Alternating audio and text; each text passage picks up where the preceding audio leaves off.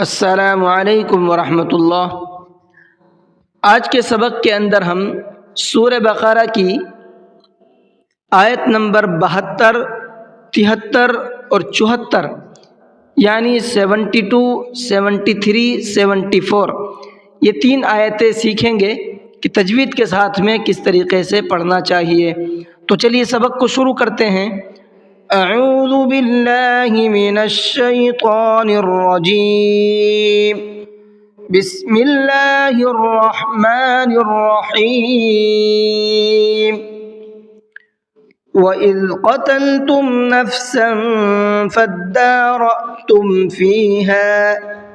وَإِذْ کے ذال کو سافٹ کر کے پڑھنا ہے، قتلتم کے قاف کو مبہر کے پڑھنا ہے، نفساً سین کے اوپر تنوین ہے اور اس کے بعد میں فا ہے، تنوین کے بعد میں فا آتا ہے، یا یوں کہہ لیجئے کہ تنوین کے بعد میں اخفا کے جو 15 حروف ہیں ان میں سے کوئی بھی حرف آتا ہے تو اس تنوین کی آواز کو تھوڑا سا ناک میں چھپا کر کے پڑھتے ہیں۔ کیسے؟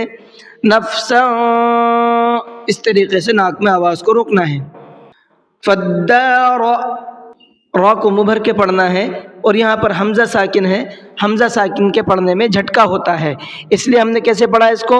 فدارأتم فیہا واللہ مخرج ما کنتم تکتمون۔ واللہ کے لام کو مبہر کے پڑھنا ہے، اس لیے کہ یہاں اللہ کے لام سے پہلے واو کے اوپر زبر ہے۔ مخرجم، خا کو حلق سے نکال کر کے پڑھنا ہے اور جیم کے اوپر تنوین ہے اور تنوین کے بعد میں میم آ رہا ہے۔ تنوین کے بعد میں اگر میم آتا ہے تو وہاں پر غنہ کر کے پڑھتے ہیں، ادغام کہتے ہیں اس قاعدے کو۔ ما کنتم، کن کے اندر بھی اخفا کریں گے، اس لیے کہ نون ساکن کے بعد میں تا ہے اور تا بھی جو اخفا کے 15 حروف ہیں ان حروف میں سے ایک تا بھی ہے، تو اس لیے نون کی آواز کو ناک میں چھپائیں گے۔ کیسے؟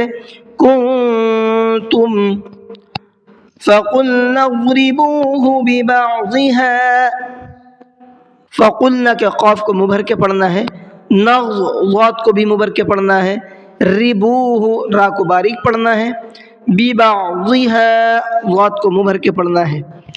كذلك يحيي الله الموتى ويريكم آياته لعلكم تعقلون۔ كذلك ذال کو سافٹ پڑھنا ہے، یحیی اللہ کے اللہ کے لام کو باریک پڑھنا ہے، اس لیے کہ اللہ کے لام سے پہلے یا کے نیچے زیر ہے۔ آیاتہ، یہاں پر حمزہ کو بھی کھینچنا ہے اور یا کو بھی کھینچ کر کے پڑھنا ہے، دونوں کو کھینچ کر کے پڑھنا ہے۔ ثم قست قلوبكم من بعد ذلك فهي كالحجارة۔ ثم کے میم میں غنہ کریں گے، اس لیے کہ میم پر اگر تشدید ہوتی ہے تو اس میم کے اندر غنہ کر کے پڑھتے ہیں۔ قلوبکم، قاف کو مبہر کے پڑھنا ہے، کم کے اندر دیکھیے میم ساکن ہے اور اس کے بعد میں ایک دوسرا اور میم آ رہا ہے، تو یہاں میم کی آواز کو ناک میں چھپا کر کے پڑھیں گے، غنہ کریں گے۔ کم، اس طریقے سے۔ من بعد، یہاں پر دیکھیے یہ نون ساکن ہے اور نون ساکن کے بعد میں با ہے، جہاں پر بھی نون ساکن کے بعد میں با ہوتا ہے تو وہاں ایک چھوٹا سا میم بنا ہوا ہوتا ہے، تو یہاں پر میم پڑھا جائے گا۔ کالحجارہ، را کو مبہر کے پڑھنا ہے اور گولتا پر ہم نے یہاں پر سانس توڑا ہے، گولتا پر جب وقف کرتے ہیں تو اس کا ہا بنا دیتے ہیں۔ کالحجارۃ او اشد قسوہ، اشد کے شین کو جو ہے تھوڑا سختی سے پڑھنا ہے اور اس میں سیٹی بھی ہوتی ہے۔ قسوہ، یہاں پر بھی دیکھیے آیت ہے اور گولتا پر آیت ہو رہی ہے تو ہم نے گولتا کو ہا بنا کر کے پڑھا ہے۔ وَإِنَّ مِنَ الْحِجَارَةِ لَمَا يَتَفَجَّرُ مِنْهُ الْأَنْهَارُ۔ وَإِنَّ کے نون میں غنہ کریں گے، من الحجارۃ، حا کو حلق سے نکالنا ہے اور را کو منہ بھر کے پڑھنا ہے۔ یتفجر، اس را کو بھی منہ بھر کے پڑھنا ہے۔ منہ، اس نون ساکن کے بعد میں ہا ہے تو یہاں پر اظہار کا قاعدہ ہے، نون کی آواز کو بالکل صاف صاف پڑھنا ہے، غنہ اخفا کچھ بھی نہیں کرنا ہے۔ انہار، یہاں پر بھی نون ساکن کے بعد میں ہا ہے، تو وہی سیم قاعدہ ہے اظہار کا. وَإِنَّ مِنْهَا لَمَا يَشَّقَّقُ فَيَخْرُجُ مِنْهُ الْمَاءُ. وَإِنَّ کے نون میں غنہ کریں گے اور منہا میں نون ساکن کے بعد میں ہا ہے، تو یہاں پر بھی اظہار کا قاعدہ ہے جو ابھی پیچھے گزرا ہے. یشقق، شین پر بھی تشدید ہے اور قاف پر بھی تشدید ہے، دونوں کو ڈبل پڑھنا ہے. کس طریقے سے؟ یشقق فیخرج، خا کو حلق سے نکالنا ہے، منہ الماء. یہاں پر دیکھیے مد متصل کا قاعدہ ہے، اس لیے کہ حروف مدہ کے بعد میں یعنی الف مدہ کے بعد میں حمزہ اسی کلمے کے اندر ہے، تو یہ بڑا مد اس کے اوپر بنا ہوا ہے، اس کو 4 سے 5 الف کی برابر کھینچ کر کے پڑھنا ہے. وَإِنَّ مِنْهَا لَمَا يَهْبِطُ مِنْ خَشْيَةِ اللَّهِ. یہاں پر بھی نون کے اندر غنہ کریں گے اور منہا میں اظہار کا قاعدہ ہے جو ابھی 3-4 بار گزرا ہے. یہبط، طا کو منہ بھر کے پڑھنا ہے. من خش، یہاں پر بھی اظہار کا قاعدہ ہے، اس لیے کہ نون ساکن کے بعد میں خا رہا ہے اور خا بھی اظہار کے حرفوں میں سے ہے. تلا، اللہ کے لام کو باریک پڑھا ہے، اس لیے کہ اللہ کے لام سے پہلے زیر ہے. وَمَا اللَّهُ بِغَافِلٍ عَمَّا تَعْمَلُونَ.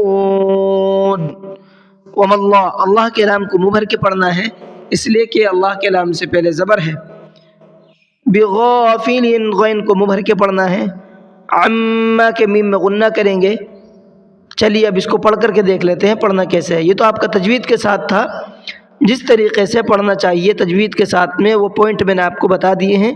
اب پڑھ کر کے دیکھتے ہیں کیسے پڑھنا ہے.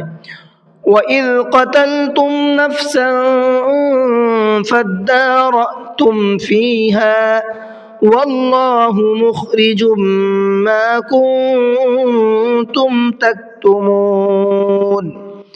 فَقُلْنَا اضْرِبُوهُ بِبَعْضِهَا كَذَلِكَ يُحْيِي اللَّهُ الْمَوْتَى وَيُرِيكُمْ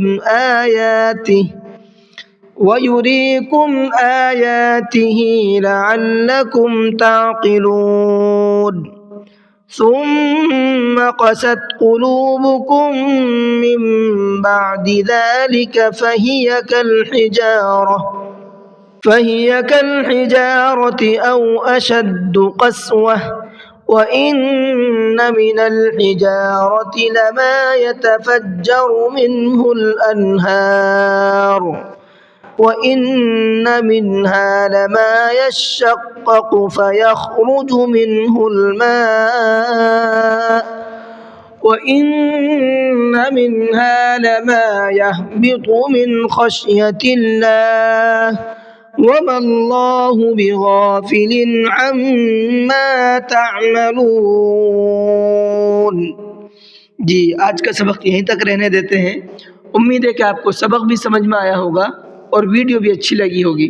اگر ویڈیو اچھی لگی ہے تو ویڈیو کو لائک کر لیں، چینل پر نئے ہیں تو چینل کو سبسکرائب کر لیں تاکہ ہماری تمام اپڈیٹ اسی طریقے سے آپ تک پہنچتی رہیں اور ہم تمام لوگ قرآن کریم کی برکات سے فیض یاب ہوتے رہیں.